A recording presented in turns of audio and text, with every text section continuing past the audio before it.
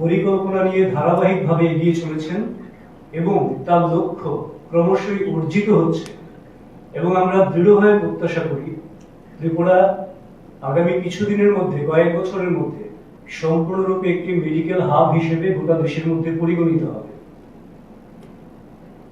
এবং সেই লক্ষ্যে আমাদের রাজ্যের একমাত্র referral hospital Agartala government medical college এবং জিবিপি হসপিটাল এইটাকে আরো বেশি স্বাস্থ্য পরিষেবাকে সুদৃঢ় করার জন্য, সম্প্রসারিত করার জন্য, আরো বেশি উন্নত করার জন্য সেখানেও একটি সিদ্ধান্ত রাজ্য সরকার নিয়েছেন গত 22 জুন। তার লক্ষ্য কি ছিল? যাতে করে এজিএমসি এবং জিবিপির যে ক্লাস চলে, যে শিক্ষার্থীরা রয়েছেন সেটাকে আরো বেশি কি করে ফলপ্রসূ করা যায়, আরো বেশি কি করে সেটাকে সমৃদ্ধতর করা যায়, পরিষেবা আরো বেশি কি করে মানুষের কাছে পৌঁছে দেওয়া যায়, সেই লক্ষ্যটা নিয়েই এই পদক্ষেপ নিয়েছিল। এবং এই পদক্ষেপের বিষয় কি ছিল? যারা এজিএমসি এবং জিবিপি মেডিকেল কলেজে যারা রয়েছেন, জিবিপি হসপিটালে যারা রয়েছেন, এজিএমসি মেডিকেল কলেজ এবং জিবিপি হসপিটাল, এখানে যারা রয়েছেন ফ্যাকাল্টি বা ডক্টরস, ওনারা প্রাইভেট প্র্যাকটিস করবেন না। এটা ছিল রাজ্য সরকারের ক্যাবিনেট সিদ্ধান্ত এবং এই সিদ্ধান্ত নেওয়ার পেছনে শুধুমাত্র কোনো কিছু বিবেচনা করে সিদ্ধান্ত নেওয়া হয়নি, সেটা একেবারেই নয়। আমরা দেখি বিহার, হরিয়ানা, হিমাচল প্রদেশ, মহারাষ্ট্র থেকে শুরু করে বিভিন্ন জায়গায় এই ধরনের মেডিকেল কলেজ এন্ড হসপিটাল যেখানে রয়েছে, পঠন পাঠন এবং চিকিৎসা পরিষেবা একসঙ্গে যেখানে চলছে, সেখানে প্রাইভেট প্র্যাকটিস ওই সমস্ত ক্ষেত্রে ব্যান রয়েছে এবং আরো অনেকগুলি স্টেটে একেবারেই রেস্ট্রিক্টেড রয়েছে। উদ্দেশ্যটা হলো একটাই, যাতে করে মেডিকেল এডুকেশনটাকে আরো বেশি কোয়ালিটেটিভ করা যায় এবং হেলথ সার্ভিসটা আরো বেশি সম্প্রসারিত করে আরো স্মুথলি যাতে রান করা যায়। এবং তার সঙ্গে আরেকটি বিষয় আপনাদের অবগতির জন্য আমি জানাই, 2025 সালে এইমস এর মাননীয় ডিরেক্টর ডক্টর এম শ্রীনিবাস উনি ভিজিটে এসেছিলেন। এসে এজিএমসি এবং জিবিপি হসপিটাল ভিজিট করার পর সেটাকে একটা সেন্টার অফ এক্সেলেন্স হিসেবে প্রতিষ্ঠিত করার জন্য উনি কিছু রিকমেন্ডেশনস রেখেছেন। যে রিকমেন্ডেশনের মধ্যে একটি ছিল, অন্যতম একটি ছিল, প্রাইভেট প্র্যাকটিস ডক্টরদের জিবি হসপিটাল এবং এজিএমসির যারা ডক্টর রয়েছেন তাদের প্রাইভেট প্র্যাকটিসকে বন্ধ করা। এবং সেই গাইডলাইন, সেই নির্দেশিকা বা রিকমেন্ডেশন যাই বলি আমরা, সেই অনুযায়ী কিন্তু এই সিদ্ধান্ত নিয়েছেন। এবং তার সঙ্গে এটাও রয়েছে, যারা নন প্র্যাকটিস মানে প্র্যাকটিস করেন না যারা ডাক্তার, তাদের একটা নন প্র্যাকটিসিং অ্যালাউন্স হয়, সেই অ্যালাউন্সটাকে বাড়িয়ে 20% বেসিকের করার সিদ্ধান্ত রাজ্য সরকার নিয়েছেন। এবং তার সঙ্গে ডিএ বেসিকের উপর যেটা হয় এবং এনপিএ, সেখানে আরো কি রকম পরিবর্তন করা যায় তার জন্য রাজ্য সরকার একটা অলরেডি সিদ্ধান্ত নিয়ে নিয়েছেন। সেটা যা করার সেটাই করবেন। অর্থাৎ যারা এজিএমসি এবং জিবিপি তে ডক্টরস রয়েছেন, তারা যাতে, যারা পঠন পাঠন দিচ্ছেন, তারা যাতে সেই কাজে মনোনিবেশ করতে পারেন, স্পেশালিস্ট ডাক্তাররা যাতে রোগীদেরকে অনেক বেশি মাত্রায় অ্যাটেন্ড করতে পারেন এবং যাতে কোনো রকম ভাবে ভ্যাকুয়াম তৈরি না হয়, তারা যাতে এখানে অনেক নিষ্ঠার সঙ্গে আরো বেশি কন্ট্রিবিউট করতে পারেন। কারণ এটা একটা পরিষেবামূলক সার্ভিস হচ্ছে হেলথ সার্ভিসেস। তো সেইটাকে মাথায় রেখে রাজ্য সরকার এই সিদ্ধান্তগুলি নিয়েছে। কিন্তু আমরা লক্ষ্য করছি বিভিন্ন মাধ্যমে, এবং এটা করতে গিয়ে আপনাদের অবগতির জন্য আরো বলি যে এখানে মেডিকেল কলেজের যারা ডক্টরস রয়েছেন, প্রফেসরস রয়েছেন, যারা রয়েছেন ফ্যাকাল্টি যারা রয়েছেন, তাদের সঙ্গে কিংবা যে অর্গানাইজেশন রয়েছে ডক্টরস অর্গানাইজেশনস, তাদের সঙ্গে কনসালটেশন করে তাদের সম্মতিক্রমেই এটি রাজ্য সরকার করেছে। এটা এমন নয় যে একতরফা হয়েছে সিদ্ধান্ত। কিন্তু একটা প্যানিক তৈরি করার জন্য, জনমনে একটা বিভ্রান্তি তৈরি করার জন্য সুনির্দিষ্ট পরিকল্পনা নিয়ে একটা মহল থেকে এমন একটি বার্তা প্রেরণ করার চেষ্টা করছেন যে সমস্ত ডাক্তারদের প্রাইভেট প্র্যাকটিস বন্ধ হয়ে গেছে। রাজ্য সরকার সেটা করেছে। একেবারেই সেটা অমূলক, বিভ্রান্তিকর এবং একটা পরিকল্পিতভাবে রাজ্য সরকারকে ডিফেন্ড করার জন্য একটা সুনির্দিষ্ট লক্ষ্য নিয়ে এটা করছে। এজিএমসি এবং জিবিপি হসপিটাল ছাড়া কোন হসপিটাল, সেটা সরকারি হোক, সেটা আগরতলায় হোক, সেটা কোনো জেলায় হোক, কোনো মহকুমায় হোক, কোন হসপিটালের কোন ডাক্তারের প্রাইভেট প্র্যাকটিস বন্ধ করার মতন কোনো সিদ্ধান্ত রাজ্য সরকার নেয়নি। আর বেসরকারি বিষয়ে তো প্রশ্নই আসে, কিংবা বাকি যারা রয়েছেন হয়তো বা সরকারি চাকরি করেন না, এমনিতে প্র্যাকটিস করেন, তাদের ক্ষেত্রেও প্রশ্ন আসে। কাজেই এই একটি বিষয়কে কেন্দ্র করে যেখানে রাজ্যের মূল রেফারেল হসপিটাল, এবার কেন সেটাকে সেখানে বন্ধ করার পিছনে শুধু এটা একমাত্র কারণ যে পরিষেবাকে আরো উন্নত করা কিংবা পঠন পাঠনে আরো যাতে মনোনিবেশ করতে পারেন, সেটা একমাত্র বিষয় নয়। কারণ যেহেতু একমাত্র রেফারেল হসপিটাল, দেখা যায় হয়তোবা রোগী ধর্মনগর থেকে আসছেন, সাবরুম থেকে আসছেন, গন্ডাছড়া থেকে আসছেন, দূর দূরান্ত থেকে, কাঞ্চনপুর থেকে আসছেন, এখানে আসার পর স্পেশালিস্ট ডক্টরের সঙ্গে সঙ্গে কনসালটেশন লাগবে। তো সেই সমস্ত মুহূর্তে যাতে সঙ্গে সঙ্গে তাদের সার্ভিসটা রোগীকে দেয়া যায়, সেইটাকে সুনিশ্চিত করাই ছিল এটার মূল লক্ষ্য, এবং সেই লক্ষ্যমাত্রা নিয়েই কিন্তু এই পরিকল্পনাটা গ্রহণ করা হয়েছে। কিন্তু এইটাকে ধরে নিয়ে যেভাবে প্রচার করার চেষ্টা করা হচ্ছে, যেভাবে জনমনে একটা বিভ্রান্তি করা হচ্ছে, একটা প্যানিক তৈরি করার চেষ্টা হচ্ছে যে সমস্ত ডাক্তারের প্রাইভেট প্র্যাকটিস বন্ধ করা হয়েছে, এটা একেবারেই সমর্থনযোগ্য না। এবং নিশ্চয়ই এর পেছনে মহৎ কোনো উদ্দেশ্য নেই। মানুষকে বিভ্রান্ত করে এখানে একটা বিশৃঙ্খলা তৈরি করার জন্যই উদ্দেশ্যমূলকভাবে যারা করছেন তারা করছেন। আমি আবারও বলি, জিবি হসপিটাল এবং এজিএমসি ছাড়া রাজ্যের কোন মহকুমা, কোন জেলা হাসপাতাল বা আদারওয়াইজ কোন হসপিটাল কিংবা কোন মেডিকেল এস্টাবলিশমেন্ট কিংবা যারা কোনো জায়গায় চাকরি করেন না, নিজে ব্যক্তিগত প্র্যাকটিস করেন, কারোর ক্ষেত্রে এই ধরনের কোনো বিষয় নেই। এটা অ্যাবসলিউটলি এজিএমসি এবং জিবিপি হসপিটালে যারা কর্মরত তাদের জন্য, এবং তাদেরকে আরো ফ্যাসিলিটিস কি করে প্রোভাইড করতে হয় তার জন্য ব্যবস্থা করছেন। এবং সেটা এইমস এর ডিরেক্টর যিনি রিকমান্ড করেছিলেন, এবং গোটা দেশের আরো বহু রাজ্যের উদাহরণ আমি বললাম, সমস্ত কিছুকে মাথায় রেখে এই মেডিকেল কলেজের রেফারেল হসপিটালের তার কাজকে অনেক বেশি স্মুথ করার জন্য, পরিষেবাকে আরো বেশি এক্সটেন্ড করার লক্ষ্যমাত্রা নিয়েই সেটা করছেন। কাজেই যারা বিভ্রান্তি ছড়ানোর চেষ্টা করছেন তারা একটা উদ্দেশ্য প্রণীতভাবে সেটা করছেন। আমরা প্রত্যাশা করব তারা সেইটা না করে এই উদ্যোগে সহায়ক ভূমিকা পালন করবেন, এবং আমরা সেটাও চাইবো রাজ্যের সচেতন মানুষ যারা রয়েছেন তারা নিশ্চয়ই এই বিভ্রান্তিতে পা দেবেন না।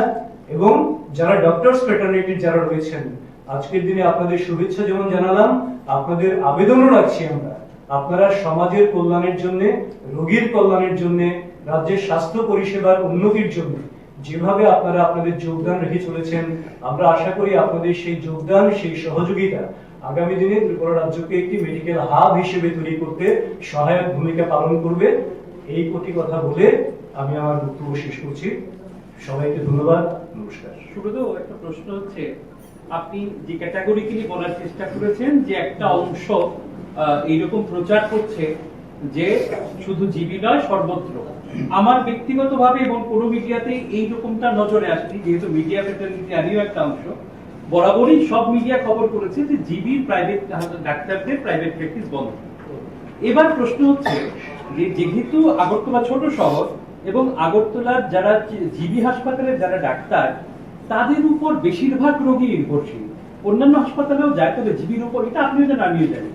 এই কারণে প্রাইভেট প্র্যাকটিস বন্ধ হওয়ার ফলে যারা রোগী, যেমন গতকাল আমরা দেখলাম গাইনি ওয়ার্ডের ছবি দেখলাম, কারণ তারা ওই কারণ কিছু ট্রিটমেন্ট থাকে যেগুলো ওই ডাক্তারকেই দেখাতে হয়। তো স্বাভাবিক কারণে একটা অস্বাস্থ্যকর পরিবেশে দীর্ঘ সময় লাইনে দাঁড়িয়ে থাকতে হয়েছে। প্রশ্ন হচ্ছে সেটা যে এটা একেবারে হুট করে সিদ্ধান্তটা না নিয়ে এটা কি বাকি সব ইনফ্রাস্ট্রাকচার করা, কারণ অনেকে আছে যারা অফিসে 10টা-5টা ডিউটি করে, তাদের পক্ষে ওপিডিতে ডাক্তার দেখানো একদম সম্ভব নয়। এই সামগ্রিক বিষয়টা আমার মনে হয় এই ব্যাপারটাতে আপনাদের বক্তব্যটা। দেখুন, একটা স্পষ্ট বক্তব্য আমার এখানে রয়েছে, আমার বলতে আমার দলের রয়েছে। এটা হচ্ছে প্রতিটা বিষয়ে আপনি স্পেশালিস্ট ডক্টর বলুন, জীবিতে যারা রয়েছেন তার বাইরেও আরো প্রচুর ডাক্তার ত্রিপুরার বিভিন্ন সাব ডিভিশনে, বিভিন্ন ডিস্ট্রিক্টে এবং আগরতলা শহরে রয়েছেন একই বিষয়ে। আপনি যে কোনো ডিপার্টমেন্টের কথাই বলুন না কেন। তো এই যেহেতু রয়েছেন, কাজে শুধুমাত্র জিবিপির যারা রয়েছেন, এজিএমসির যারা রয়েছেন, তাদের প্রাইভেট প্র্যাকটিস বন্ধ করলে টোটাল কলাপস হয়ে যাবে, দ্যাট ইজ নট ফ্যাক্ট। আরো কারণ কেউ প্রাইভেট হসপিটালে কাজ করছেন, কেউ অন্য হসপিটালে কাজ করছেন, আগরতলায় থাকছেন, আগরতলা থেকে আসা যাওয়া করে কাজ করছেন, কিংবা কেউ হয়তো বা কোনো জায়গায় কাজ করছেন না, নিজেরাই প্র্যাকটিস করছেন, প্রাইভেটলি রোগী দেখছেন, কোনো এস্টাবলিশমেন্টের সঙ্গে যুক্ত নয়। কাজেই এখানে কলাপস করে যাওয়ার, গতকালকে যেটা আপনি বললেন আমরা দেখেছি সেটা, এবং তার জন্য আপনাদের অবগতির জন্য বলি, সেখানে আরো কি করে রোগী যারা আছেন তাদেরকে আরো স্বাচ্ছন্দ্যকর পরিবেশ আরো কি করে দেওয়া যায়, তার জন্য কাজ অলরেডি শুরু হয়ে গেছে। আপনারা আগামী 7-10 দিনের মধ্যে দেখবেন অনেক বেশি স্মুথ হয়ে যাবে। কোথায় টিকিট কাউন্টার বাড়াতে হবে, কোথায় পাখার ব্যবস্থা, বসার ব্যবস্থা ইত্যাদি সময়, স্পেস ম্যানেজমেন্ট। দেখুন, একটা জায়গা থেকে ইনিশিয়েটিভ শুরু করতে হয়। ইনিশিয়েটিভ শুরু করলে বোঝা যায় যে কোন জায়গায় কি প্রবলেম আছে, প্রবলেম যেটা ছোটখাটো প্রবলেম যেটা আছে সেটা কি করে তাড়াতাড়ি তার থেকে বার করে আনা যায়, তার জন্য রাজ্য সরকার, স্বাস্থ্য দপ্তর অতি দ্রুততার সঙ্গে সেখানে কাজ করছে। আমি অন্য হাসপাতালের প্রসঙ্গে যাচ্ছি না, যেহেতু একটাই অর্ডার জিবির জন্য, পরিকাঠামো, ভিড় বাড়ছে, এগুলো আলাদা বিষয়। প্রাইভেট প্র্যাকটিস বন্ধ করে জিবিতে যে পরিষেবা বাড়ানো যাবে বা নিশ্চিত হবে, এটা কি করে নিশ্চিত করবেন? কারণ কোনো স্পেশালিস্টকে তো আপনি নিয়ম মানলে, চাকরির যে নিয়ম, তাতে তো 8 ঘন্টার বেশি কোনো ডাক্তারি কাজ করবেন না, বা 8 ঘন্টার বেশি কাজ করা সম্ভব না। কারণ he is also a human being, একটা মানুষ। মানে রাত ধরুন সারাদিন 8 ঘন্টা বা 10 ঘন্টা ডিউটির পর রাত 12টায় তো ওই লোকটাকে আবার আপনি ডাকবেন কি করে? মানে আলটিমেটলি রোগীদের যে চিকিৎসার ব্যাপারটা আপনারা বলছেন নিশ্চিত করা, সেটা কি করে হবে? আমি একটা কথা বলি আপনাকে, আমি আগেই বলছি, যারা ডাক্তার রয়েছেন তারা পরিষেবামূলক কাজ করেন, আর যারা পরিষেবামূলক কাজ করেন, প্রত্যেক সরকারি কর্মচারী মানে তার একটা ফিক্সড ডিউটি আবার আছে।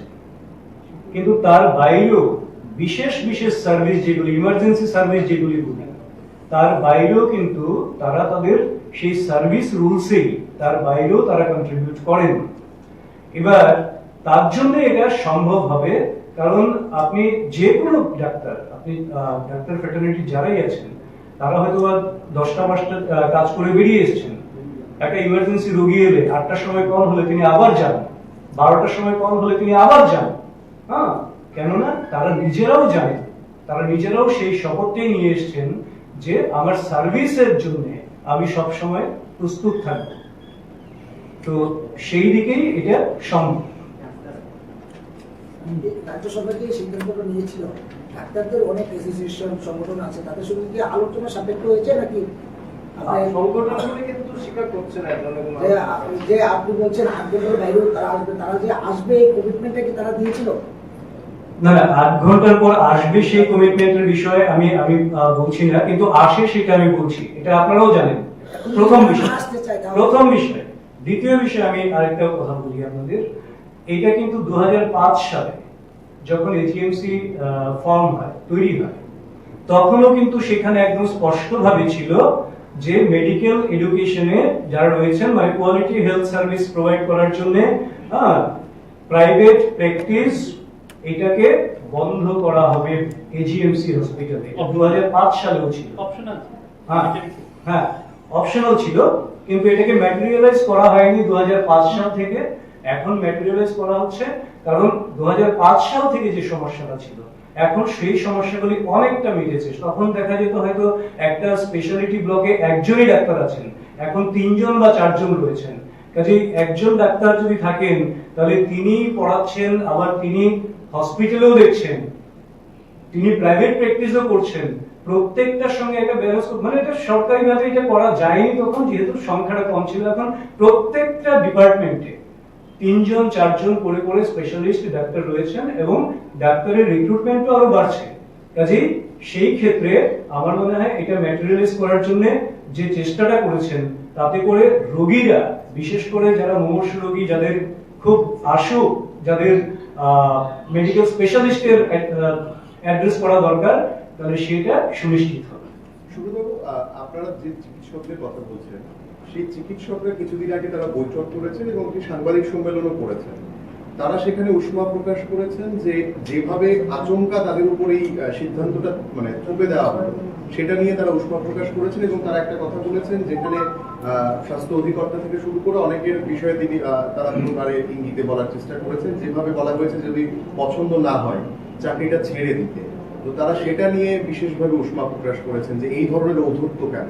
না দেখুন, আমি একটা কথা বলি, কে কোন বিষয়টা বলেছেন এটা বলার উপর অনেকটা বিষয় নির্ভর করে। তো আমি যদি একটা এখন অন্যরকম ভাবে কথা বলি, তাহলে সেটা নিয়ে অবশ্যই কথা বলবেন। হ্যাঁ, কিন্তু এটার অন দ্য রেকর্ড আমি বলছি, ত্রিপুরা গভর্নমেন্ট ডক্টরস অ্যাসোসিয়েশন এবং এজিএমসি টিচার্স ফোরাম, এই দুটো সংগঠনের সঙ্গে অনেকক্ষণ ডিসকাশনের পর তারা যখন এগ্রি করলেন, তারপরেই সিদ্ধান্ত নেওয়া হচ্ছে। Tripura government doctors association, AGMC teachers forum, এদের সঙ্গে কনসালটেশন করার পর, এদের সঙ্গে আলোচনা করার পর, খোলাখুলি মত বিনিময়ের পরেই কিন্তু এই সিদ্ধান্ত সরকার বা দপ্তর নিয়েছে। আপনি বলতে চাইছেন আগের থেকে তাদের সঙ্গে আলোচনা সাপেক্ষে হয়েছে, তারা কমিটমেন্ট দিয়েছে, তারপরে সিদ্ধান্ত নেওয়া। একদম একদম একদম। Tripura government doctor association AGMC teachers forum, তারা বেশ কয়েকটা ডিমান্ড ছিল, সেই ডিমান্ডগুলি ফুলফিল করার পরে তাদের যেটা বক্তব্য, তারা বলেছে যে আমাদের বেশ কিছু ডিমান্ড সরকারের কাছে রেখেছি, এগুলি ফুলফিল করার পরে আমরা নন প্র্যাকটিসিং অ্যালাউন্সমেন্ট ব্যাপারটাতে যেতে পারি। সুতরাং আলোচনা হয়েছে, কিন্তু আলোচনাতে তাদের শর্ত সেটা কিন্তু পূরণ হয়নি, এটা তাদের বক্তব্য। আমি মাঝখানে আপনাদের বলেছি, প্রথমত এনপিএ কে 20% করা হয়েছে, দ্বিতীয়ত যে allowances as well is allowing to calculate dearness allowance on the basic pay and NPA, এই প্রক্রিয়াটা শুরু হয়েছে। কাজে তাদের ডিমান্ড যা ছিল সেটাকে বাস্তবায়নের চেষ্টাটা, প্রসেস চলছে। ধন্যবাদ সবাইকে। Thank you very much.